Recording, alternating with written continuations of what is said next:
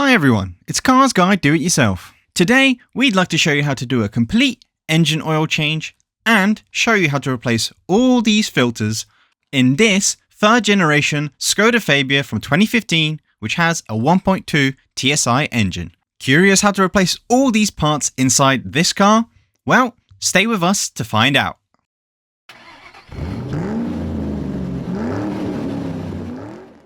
We will start with the cabin filter. In left-hand drive models, this is located on the passenger side. More precisely, it's under the glove box, near the center console. This is the housing that's holding up the filter. All we have to do is slide these clips across. Just like that. Then, we gently pull the whole thing down, and it's ready. Pay attention to the arrow that shows the direction of airflow, so that the new filter you install is fitted identically. Now we just install the filter right here.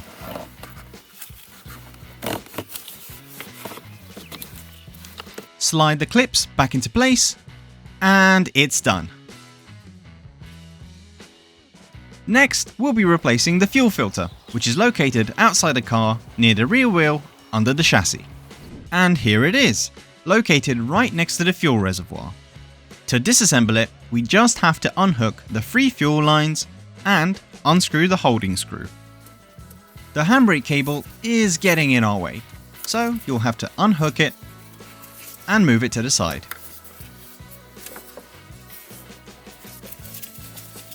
Now we unscrew the holding screw and gently lower the filter downwards.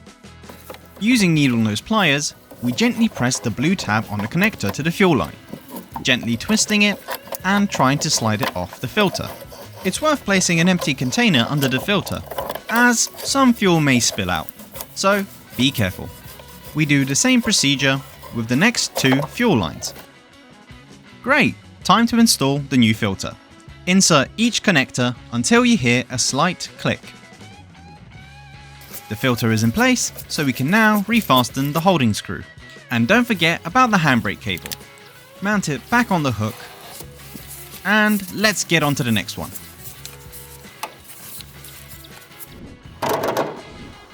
The air filter is found here, under this plastic cover. Unfortunately, to get to it, we have to dismantle the entire airbox out of the car. Let's get to work.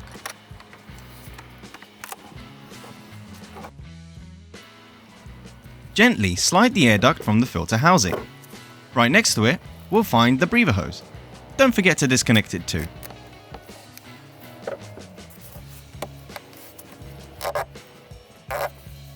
Do the same with the other hose clamp.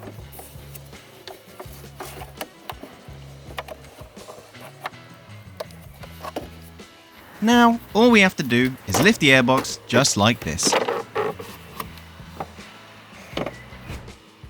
We need to unscrew the 2 screws found in these 2 holes. So, let's get to it.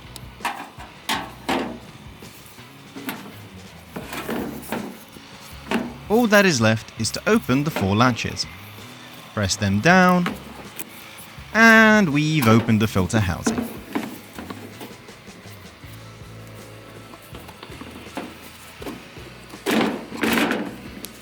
Remove the old filter and wipe down the housing to get rid of any old residue.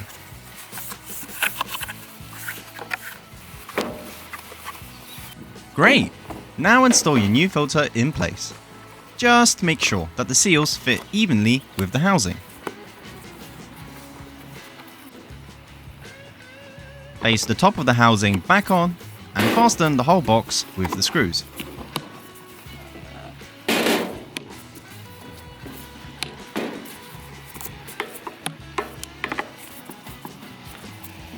Now, we're going to mount the airbox back onto the engine. We have 3 mounting points. We need to place these rubber holes onto the plastic balls found on the inlet manifold. For the moment, just mount the airbox onto the air ducts, so that we can press the airbox down comfortably until we hear it click into place. Now, we mount all the air ducts and hoses back onto the airbox, as well as attaching the clamps back into place.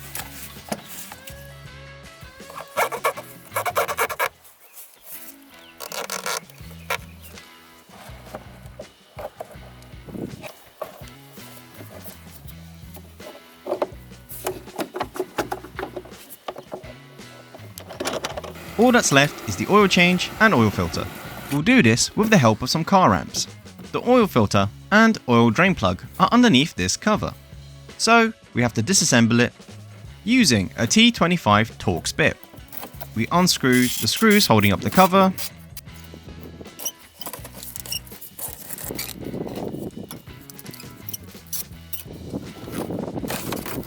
and there it is, the oil filter in all its glory. The easiest way to unscrew the oil filter will be with an oil filter strap wrench.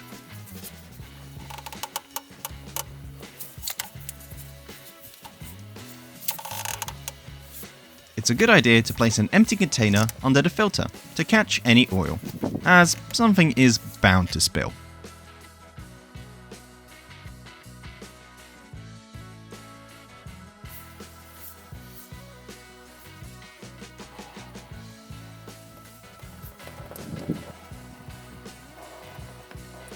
Now it's time to drain the oil.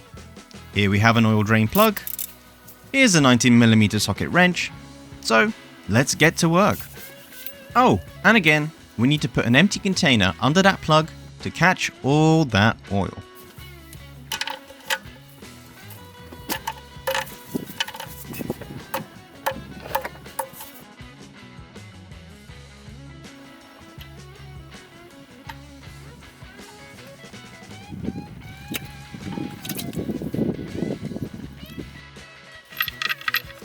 Once it's drained, we can screw the plug back into place and tighten it with the right tightening torque. Before mounting the new filter, it's necessary to lubricate the gasket with oil. So that's what we do.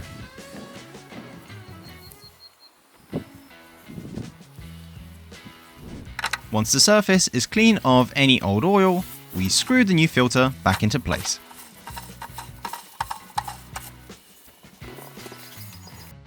Once again, tightening it with the right tightening torque, if necessary. Awesome. Now we reassemble the cover and reinsert its screws. Top up the engine with new oil, checking the level using the oil dipstick.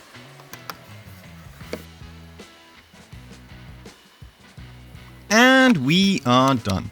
Last thing to do is reset the oil change and inspection warning. There is a notification about a service inspection and oil change. It's visible here and on the instrument cluster.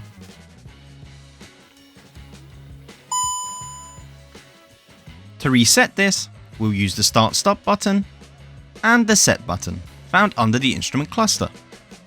With the ignition off, we press down and hold the Set button and then turn on the ignition. A message will appear asking if you are sure you want to reset the inspection. To confirm, we need to let go of the Set button and press it down again. With the inspection sorted, we can focus on the oil change message. We will repeat the same steps as before. Turn the ignition off, press and hold the Set button, and turn the ignition on again.